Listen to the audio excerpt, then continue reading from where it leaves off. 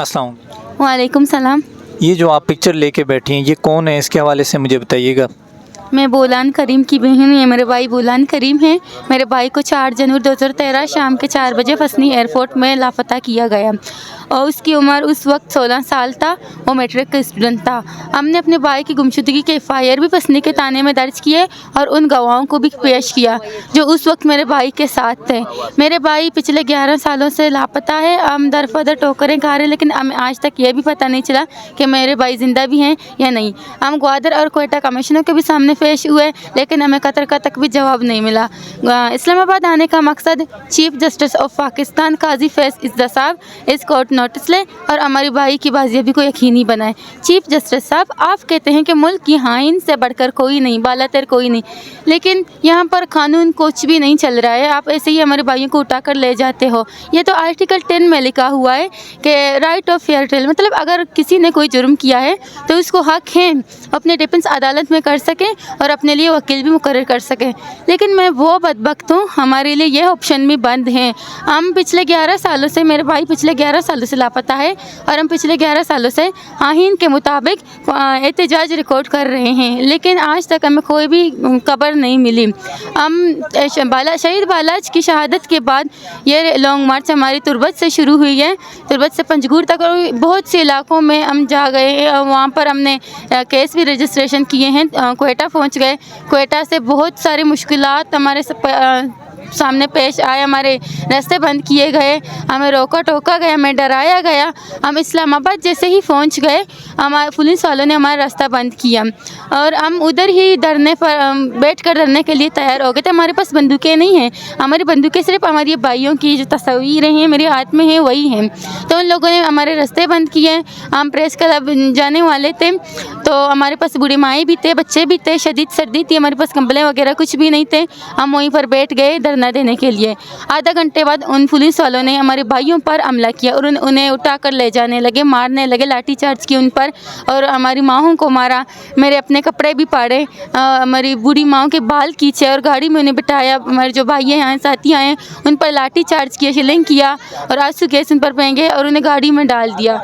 इसके बाद हमें बगैर FIR के 24 घंटा थाने में रख दिया।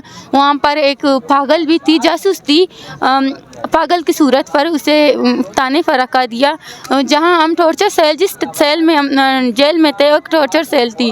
उस पर वो बहुत छोटा था, उसमें ना ही फ्रेश थी, वो बहुत ठंडा था फ्रेश, और हमें बहुत डराया भी। हम 50 के करीब औरतें थी और हम इतना कमरा बहुत ज़्यादा छोटा था, हम बैठ भी नहीं सकते थे। तो वो जो पागल औरत थी वो हमें इतनी गंदी गंदी गालियाँ दे रही थी, वो बिल्कुल नंगी थी। हम पर थूका, उसने पेशाब किया और जगह भी बहुत गंदा था। जब सुबह हो गया तो उन लोगों ने 24 घंटे मुकम्मल होने के बाद उन लोगों ने हम रिलीज़ किया, मतलब हमारी जो ज़मानत थी मंजूर हो गई।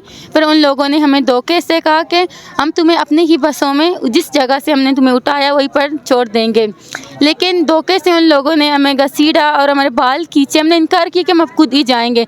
हमें बस में डाला और बस को बंद कर लिए, चाबियाँ बस के निकाले हैं। फिर हम उस बस में रहे। हमारे जो डॉक्टर हैं मारंग, उसको 2 से 3 घंटे अपने टॉर्चर से जेलों में शदीद उस पर तशद्दुद किया, उसको मारा। हम बस में ही बंद थे।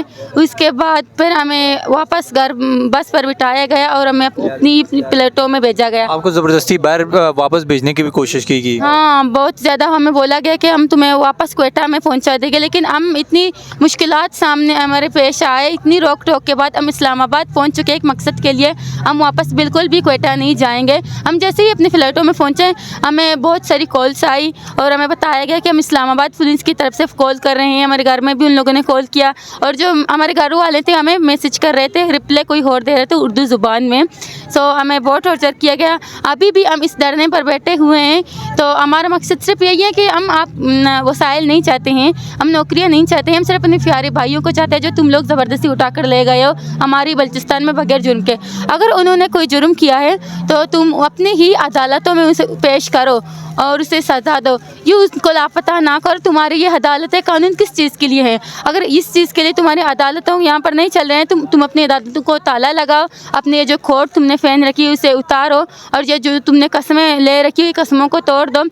अभी भी हम इस धरने पर बैठे हुए हैं अपने मकसद के लिए कि हमारे प्यारों को बाजियाब किया जाए। अभी भी हमारे इर्द गिर्द बहुत सारे पुलिस हैं जो खड़े हैं और लाठियाँ भी उनके हाथ में हैं। वो इसी इंतज़ार में हैं कि कहीं ना कहीं अगर कोई हमें मौका दे और हम इनको मार कर घसीट कर गाड़ी पर ले जाएं और ताने में बंद करें। आप लोगों पर तशद्दुद भी बहुत किया। बहुत ज़्यादा तशद्दुद किया उन लोगों ने, हम पर हमें डराया। हमें बहुत सारी धमकियाँ भी मिल गई थी कि आप लोग ये जो एहतजाज हैं, रैलियाँ, इन पर ना आ जाएं, वरना हम आपके बंदों को इतना तकलीफ़ करेंगे, इतना अजियत देंगे कि आप लोग सोच भी नहीं सकते। हमने बहुत सी जगह ढूंढने की कोशिश की। कभी वो कहते हैं आपके भाई MI वालों के पास हैं, कभी कहते हैं ISI वालों के पास हैं, कभी कहते हैं PC दे दें तब हम आपके भाइयों को वापस लौटाएंगे। लेकिन हमें आज तक ये नहीं पता कि हमारे भाई कहाँ हैं, किस हाल में हैं, ज़िंदा भी हैं या नहीं।